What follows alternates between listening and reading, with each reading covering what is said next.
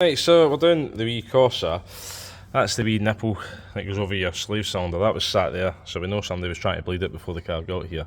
Plus, we've seen the gearbox was full of fluid. However, we did the clutch last night. Took it a wee road test. It was driving okay with the clutch anyway, but it sounded awfully rattly. I thought, that's the timing chain. I was like, I'll just park this up and I'll check the oil on it in the morning. Glad I did. Right, I'm glad I did. Wait till you see this. Right. Not a lick. Absolutely bone dry, guys, right? Bone dry, not a lick on it, man. Right, so we'll pause here and we'll see what it takes, eh? So there's not a lick of oil in it, man, right? So there's about a litre in that Dexos 2, that's what this car takes, Dexos 2. Right, so we're a litre and a half in and we're still not touching the stick, I don't think. Right. Yep, still nothing. Right, so we need to put some more in.